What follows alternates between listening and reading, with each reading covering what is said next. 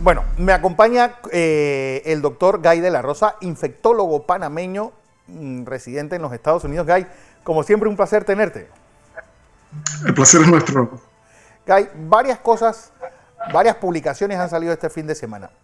El primero, y es el que más nos ha llamado la atención, es que no es Wuhan el punto cero de donde sale este virus, sino que se ha demostrado que había en varios lugares el virus al mismo tiempo en el mes de diciembre. Sí, este es un punto de debate, Fernando, porque realmente yo pienso que la información ha emanado de diferentes puntos. Sabemos que en Francia, casualmente esta semana, salió una publicación acerca de un reporte de pacientes en la unidad intensiva que se presentaron con un cuadro respiratorio agudo. Interesantemente, en este hospital en Francia lo que ellos utilizan es almacenamiento de las pruebas respiratorias, de esa secreción respiratoria, la cual almacenan básicamente a una temperatura de menos 80 grados centígrados por espacio de 4 años. Y estas muestras posteriormente pueden ser analizadas en caso de que exista esa necesidad.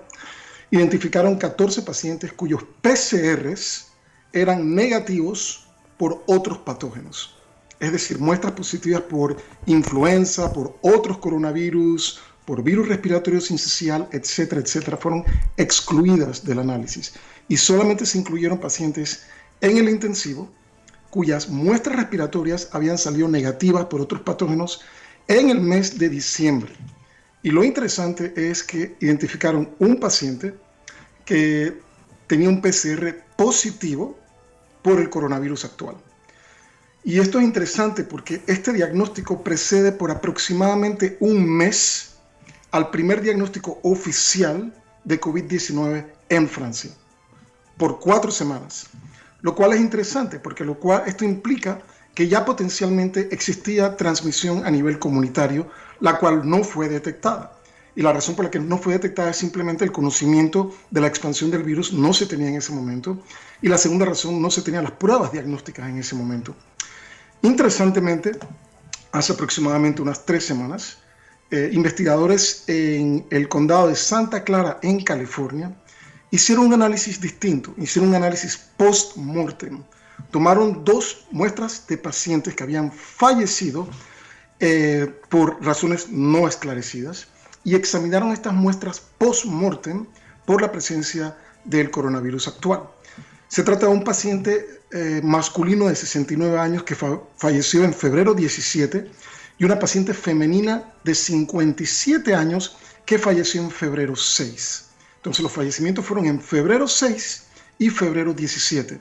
El primer fallecimiento oficial en Estados Unidos, en la costa oeste de Estados Unidos, fue en febrero 28, lo cual implica que estos fallecimientos, si asumimos que fueron por COVID-19, porque el PCR fue positivo post-mortem por COVID-19, esto implica que el virus ya estaba circulando aproximadamente 3 a 4 semanas antes de lo que se anticipaba. Recientemente he leído un artículo que creo que salió publicado en La Crítica, el cual fue enviado por una colega médica, y creo que los científicos en Panamá, el Instituto Gorgas, también piensan en la posibilidad de que el virus está circulando en Panamá antes de la fecha de febrero 14, lo cual precede a los carnavales, si no me equivoco.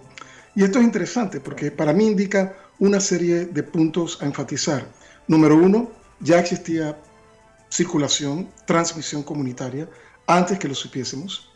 Número 2, esto enfatiza una vez más que el porcentaje de pacientes asintomáticos es mayor de lo que pensábamos, probablemente en el 20 al 25%, quizás más, aunque esto hay que estudiarlo con detenimiento y determinar el número preciso. Hoy en día estimamos que el porcentaje de asintomáticos oscila entre el 10 al 20%, pero el número pudiese ser mayor. El tercer punto que quiero enfatizar, yo soy de la opinión realmente que el virus salió de Wuhan, China. Yo sé que este es un punto de debate y sé que es un punto que muchas personas pues van a estar en desacuerdo. Y la razón por la que pienso que esto es así es porque fue el primer brote cuantioso que pudo haber sido cuantificado. Todos los otros países tuvieron básicamente un periodo de gap, un periodo posterior, cuando empezaron a observarse estos brotes significativos que empezaron a impactar no solamente a la población, sino a los hospitales. Así que esto va a ser un tema de debate, yo estoy seguro. Yo realmente no he visto ninguna data hasta la fecha que indique que el virus no salió de Wuhan, China, Pienso que la data actual lo que nos está diciendo es que el virus estaba circulando en múltiples países antes de lo que nosotros pensábamos. Pero hay algo también, es decir, ¿realmente se sabe cuántas cepas hay de este virus actualmente? Sí, este es otro tema realmente importante y también un tema de mucha envergadura a nivel de la comunidad científica, porque sabemos que existen diferentes cepas. Sabemos que las cepas han sido introducidas en diferentes países en diferentes momentos. Sabemos, por ejemplo, en Estados Unidos, que el primer golpe ocurrió en la costa occidental por vuelos provenientes de China y en la costa este de Estados Unidos, particularmente Nueva York, por vuelos que procedían básicamente de Europa. Y esto ha sido básicamente determinado desde un punto de vista genético. Se ha hecho una secuenciación genética del virus y se han hecho análisis para determinar cierto grado de homología entre las diferentes cepas. Esta información va a seguir evolucionando a lo largo del tiempo, pero yo pienso que hoy en día tenemos información lo suficientemente caracterizada para poder identificar que existen múltiples cepas y la introducción de estas cepas en los diferentes países ha ocurrido en momentos distintos, en periodos distintos. José. Doctor, para el conocimiento y educación nuestro y de nuestra audiencia, ¿por qué desde el punto de vista epidemiológico es tan importante conocer el origen de este virus? ¿Por qué? ¿Qué es lo que hace interesante? No es un esnovismo científico. ¿Cuál es la razón epidemiológica de buscar de dónde y cómo se estaba desarrollando este virus? Sí, para mí es un punto de gran importancia porque yo siempre me remonto a la parte histórica, al contexto histórico de lo que ha ocurrido con el coronavirus. Este coronavirus actual representa la tercera situación en el siglo XXI en donde un coronavirus, en este caso un beta coronavirus, ha sido capaz de saltar especies. El primer coronavirus en el 2002, el segundo coronavirus, el MERS básicamente, en el 2012, y hoy en día, en el 2019, observamos la tercera zoonosis, es decir, el tercer paso de un coronavirus que afecta a animales no humanos a la especie humana.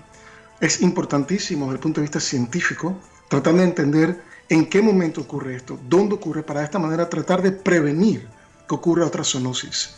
Esto sería devastador, porque si cada cierto tiempo, cada 10 o 15 o 20 años vamos a estar lidiando con este tipo de problemas, tenemos que conocer a ciencia cierta cómo se origina esto para tratar de prevenir en la medida de lo posible esta zoonosis. Yo pienso que la experiencia del siglo XXI ha sido real y realmente como sociedad no aprendimos la lección. 2 especies de coronavirus que saltan de animales a humanos y hoy en día pues no tenemos realmente nada preciso en cuanto a prevención. Estamos obviamente acelerando todos los procesos para encontrar moléculas terapéuticas. Sin embargo, vemos el sufrimiento a nivel social, el sufrimiento a nivel económico, el impacto mundial que esta zoonosis ha tenido. Por lo cual se hace imperativo poder entender realmente qué ocurrió en cuanto a esta zoonosis, momento de transmisión, lugar de transmisión, características de la transmisión, factores de riesgo, para poder prevenir y evitar que esta situación vuelva a repetirse en el futuro. Guy, apareció este fin de semana un estudio de la Universidad de Nueva York sobre el uso del zinc para los pacientes con coronavirus. Sí, es realmente un estudio interesante. Yo recibí la pregunta hace aproximadamente 2 semanas, casualmente de un colega que me preguntaba de qué acerca del zinc. Porque realmente el zinc, pues se ha hablado mucho acerca del zinc y a la fecha yo no había visto ningún estudio que realmente me hiciera pensar que existe potencialmente un papel para la administración de zinc en pacientes con COVID-19. Este estudio fue publicado casualmente esta semana que acaba de pasar. Es un estudio realizado en un hospital de Nueva York, particularmente en el NYU, la Universidad de Nueva York, y se trata de un estudio retrospectivo, es decir, ellos evaluaron los casos de una manera retrospectiva. Todos los pacientes en este centro médico están recibiendo básicamente hidroxicloroquina con acitromicina. Así que lo que ellos hicieron fue evaluar cuántos pacientes estaban recibiendo hidroxicloroquina con acitromicina con zinc versus pacientes que estaban recibiendo hidroxicloroquina con acitromicina sin la administración de zinc. En conclusión, ellos identificaron 411 pacientes que estaban recibiendo la combinación de hidroxicloroquina con acitromicina y zinc y 521 pacientes que no estaban recibiendo zinc. Y lo más importante fueron los hallazgos desde el punto de vista clínico. La administración de zinc se asoció a una disminución en la mortalidad y en el traslado a un hospicio, y se asoció con un incremento en la probabilidad de ser dado de alta a casa. Son hallazgos muy interesantes. Nuevamente hay que enfatizar la característica retrospectiva del estudio, es decir, esto no es un estudio controlado, no es un estudio aleatorizado, no es un estudio prospectivo. Y esto es importante porque la data está caminando en el lado que nos interesa, es decir, data positiva, que nos da a nosotros ciertas luces acerca de que el zinc pudiese tener un papel importante en cuanto al tratamiento de los pacientes con COVID-19. Sin embargo, tenemos que enfatizar que esta data no es concluyente, no es 100% concluyente, nuevamente por las características retrospectivas no controladas del estudio. Así, ¿qué significa esto? Esto significa que debemos generar más información con respecto al uso de zinc para tener de una manera más categórica la certeza de si existe o no un papel importante. Un punto más con respecto al zinc. El efecto en cuanto a disminución de la mortalidad y disminución del riesgo a ser trasladado a un hospicio y el incremento en la probabilidad de ser dado de alta en casa solo se observó en aquellos pacientes que no estaban en la unidad de cuidados intensivos. Cuando se hizo el análisis per se en aquellos pacientes que estaban en la unidad de cuidados intensivos, el efecto beneficioso no se observó. Por lo tanto, la idea actual es que el zinc, si tiene un papel terapéutico en cuanto a casos de COVID-19, se trata de un papel terapéutico en los casos moderados, no en los casos severos. Los primeros síntomas, ¿qué es recomendable tomar cuando uno aún está en casa y pues siente esos primeros síntomas? Sí, lo más importante es al principio de los síntomas hacer un diagnóstico de COVID-19, porque recordemos que estamos en la temporada lluviosa en Panamá y este es un periodo en que vemos casos respiratorios, ya sea por influenza, ya sea por virus respiratorio sincicial, ya sea por metanomovirus, ya sea por parainfluenza 1, 2, 3 y 4. Así que lo importante es hacer un diagnóstico de COVID-19, para lo cual se utiliza un hisopado nasofaringio, un hisopado orofaringio, y hoy en día existen incluso pruebas de saliva en Estados Unidos que pueden ser utilizadas. Lo importante es hacer un diagnóstico de COVID-19. Si el paciente tiene un diagnóstico de COVID-19, el aislamiento en este caso es absolutamente imperativo. Así que esta es una persona que debe ser aislada para evitar el contagio a otras personas. Si las manifestaciones obviamente son leves, lo importante es siempre el reposo, es la hidratación, porque obviamente el COVID-19 va a estar asociado a un alto porcentaje de los casos con fiebre, y la fiebre obviamente eleva la temperatura corporal e incrementa la pérdida de H2O, de agua por parte del organismo. Así que la hidratación es muy importante. Hoy sabemos que estos pacientes con COVID-19 tienen un síndrome de hipercoagulabilidad, lo cual implica que el paciente debe estar en las mejores condiciones posibles para evitar complicaciones. En cuanto a qué tomar, mucho se ha hablado de la vitamina C. Hoy en día obviamente se habla del sulfato de zinc. Yo pienso que sería razonable que un paciente tomase zinc por su cuenta, dentro de obviamente parámetros terapéuticos. Ahora, esto no implica que debemos ir a comprar y desabastecer las farmacias con el sulfato de zinc. Hay que tener mucho cuidado al respecto, pero pienso que la data probablemente apunta a la posibilidad de utilizar zinc tempranamente. No lo sabemos a ciencia cierta, y quiero enfatizar esto a la población, porque recuerden que el estudio que se hizo con zinc evaluó el zinc en el contexto de la administración de acitromicina. Así que es posible que exista un efecto sinergístico entre la combinación de hidroxicloroquina con acitromicina y el zinc. En este estudio no se observó el zinc como tal, como lo que llamamos monoterapia, en cuanto a su efecto terapéutico. Así que hay que tener un poquito de cautela en cuanto a los datos, pero yo sí pienso que sería hasta cierto punto razonable utilizar zinc en casos moderados para ver cómo evoluciona la persona. Nuevamente, quiero enfatizar esto a la población. Recuerden, no tenemos estudios prospectivos que evalúen el zinc y su papel terapéutico en casos leves para ver si esto elimina la progresión de la enfermedad. Pero sería razonable, hasta cierto punto razonable, porque realmente el zinc, el sulfato de zinc, es algo que ha sido utilizado comúnmente y no hay un problema de seguridad como tal. Fanotidina, un estudio de la Universidad de Columbia, también lo está sugiriendo. Sí, esta es otra historia realmente interesante y yo quisiera utilizar solamente un minuto para darle a la audiencia una perspectiva un tanto histórica acerca de qué ocurrió con la famotidina. El primer hallazgo de la famotidina fue realizado en Wuhan, China. Este es un médico científico que trabaja en el Hospital General de Massachusetts, el Massachusetts General Hospital. Su nombre es Michael Callahan. Michael Callahan viajó a Wuhan, China, y junto con investigadores chinos se percató que la mortalidad de aquellas personas que estaban recibiendo famotidina era del 14%. Esto versus la mortalidad de aquellas personas que no estaban recibiendo famotidina, en cuanto a la mortalidad fue del 27%.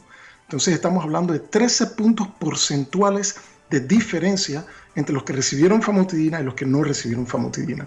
Realmente esto es un estudio de observación, no es un estudio para establecer si existe una diferencia estadísticamente significativa. Sin embargo, la diferencia, lo que llamamos delta en medicina, fue muy llamativa. Michael Callahan regresó a Estados Unidos, habló con colegas, le platicó estos hallazgos a múltiples colegas de la comunidad científica en Estados Unidos, y un médico de apellido Friedberg en la Universidad de Columbia en Estados Unidos, en el Centro Médico de la Universidad de Columbia, decidió hacer un análisis retrospectivo de aquellos pacientes ingresados en el centro médico.